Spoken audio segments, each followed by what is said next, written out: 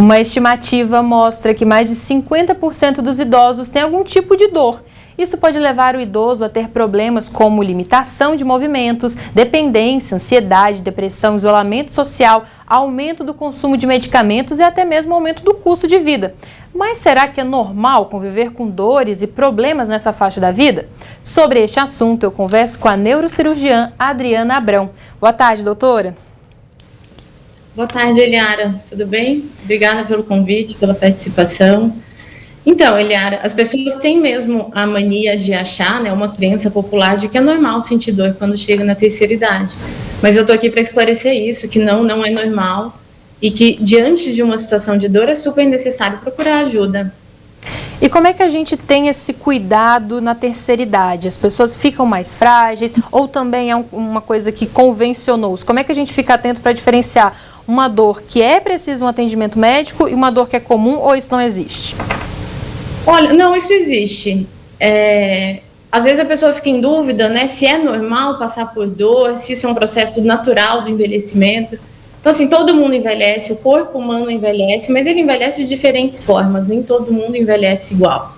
A gente tem algumas mudanças, como mudanças atróficas da pele, a pele fica um pouco mais enrugada, a desidratação, a distribuição de água corporal também diminui. Então, isso acaba tornando a gente um pouco mais suscetível ao efeito colateral de medicamento.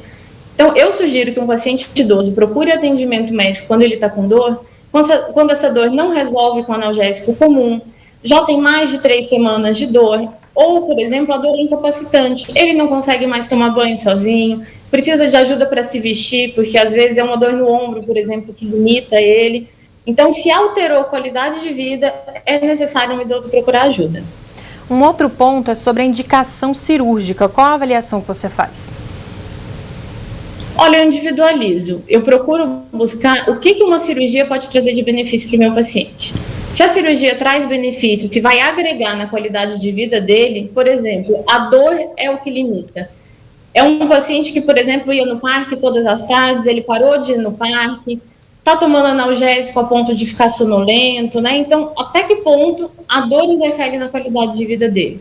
Se está interferindo, a gente conversa, primeiro, eu sou muito conservadora, então eu tento um tratamento conservador primeiro, sempre parto do menos invasivo para o mais invasivo. Então, antes de indicar a cirurgia, eu tento fazer alguns tratamentos. Mas, se a cirurgia é necessária, eu faço um pré-operatório super adequado, uma consulta pré-anestésica é mais do que importante. E o principal, ter suporte. O paciente precisa ter um apoio, precisa ter uma rede de cuidado para o pós-operatório. Isso é muito importante para a recuperação e influencia muito no resultado pós-operatório. Quais os cuidados que a gente precisa ter com essa população idosa? Respeitando a sua individualidade, que é um idoso que tenha uma vida ativa, mas também essa faixa etária requer uns cuidados a mais? Com certeza, Uma queda, por exemplo, no idoso que faz uma fratura é muito importante, pode hospitalizar o idoso por dias e acabar com a qualidade de vida dele. Então, se você tem um idoso em casa, é muito importante, por exemplo, retirar tapete, colocar aqueles adesivos antiderrapantes, se você tiver escadas, por exemplo, corrimão para ter apoio, um apoio no chuveiro, aquelas barras de apoio que a gente consegue instalar, isso é super importante. Às vezes, se tem animal pequeno em casa, educar o animal a não atravessar o idoso quando ele está caminhando. A prevenção de quedas é muito importante. Respeitar a qualidade de sono do idoso, respeitar aquilo que ele faz no tempo livre. Com certeza é uma população que demanda cuidados e demanda muito respeito.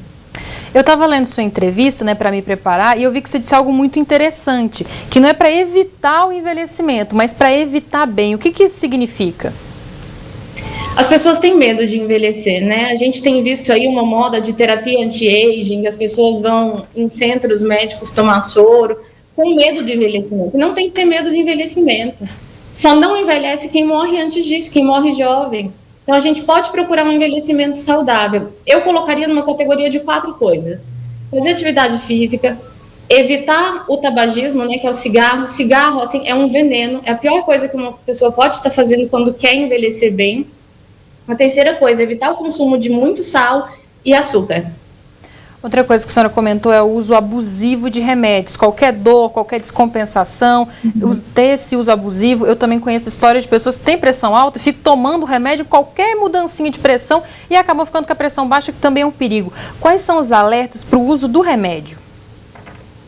Olha, o ideal é tomar um remédio quando tem dor e de preferência analgésico simples. Quando a gente vai tomar um remédio, o ideal é que ele tenha sido prescrito por um médico e de preferência um médico que tenha alguma formação especial para o cuidado do idoso. E quando a gente se forma na faculdade, a gente passa pouco tempo em cuidado com o idoso. Então, o ideal é que a pessoa tenha uma especialização para tratar esse idoso. Existe uma lista de medicamentos, por exemplo, que chama critério de Beers, onde existem os riscos de cada medicação que pode ser dada para o idoso. Por exemplo, alterar o sono, aumentar risco de queda, da tontura, remédios que têm tendência à hipoglicemia ou à hipotensão. Então, sempre que for tomar um remédio, considerando o idoso como uma população mais fragilizada, é importante consultar um médico antes. E existe uma idade para começar a se preparar para o envelhecimento ou qualquer momento? Olha, eu acho que cultivar bons hábitos desde criança é o ideal, mas nunca é tarde. As pessoas acham que o cérebro só se desenvolve até os 25 anos, mas hoje em dia a gente sabe que isso não é verdade.